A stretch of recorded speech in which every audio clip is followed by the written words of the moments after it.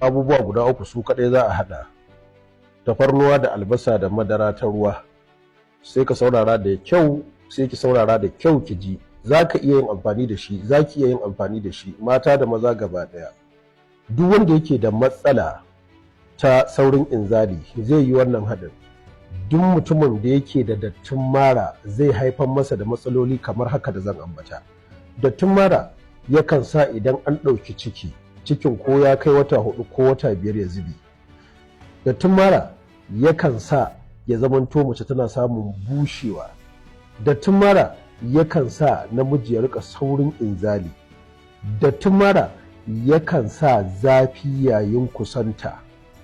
Dattin mara yakan sa ƙaiƙayi, wato ko fitar da farin ruwa ko ƙuraje a gaban mace.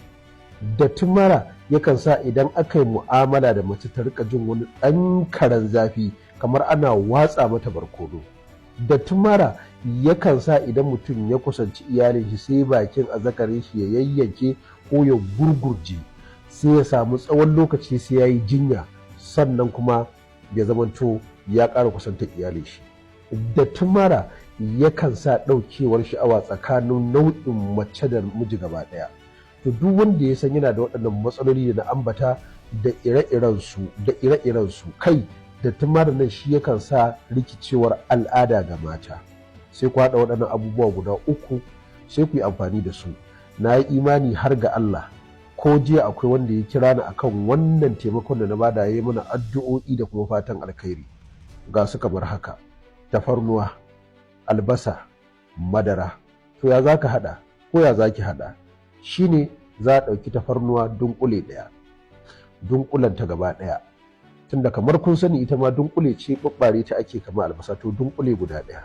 Sannan za a ɗauki albasa madaidaiciya ita ma guda ɗaya, ba babba ba kuma ya ƙarama ba, madaidaiciya. Sai a haɗa su guda biyu, sai a ɓaɓɓara ɓawon gaba ɗaya. Sai ka samu turmi ko ki samu turmi, sai ki jajjaga. Idan kuma kuna da irin wannan abun markaɗe wanda ake markaɗa kayan miya, to za ku iya haɗa su da tafarnuwar da albasar, sai a haɗa a niƙe su, sai a markaɗa su.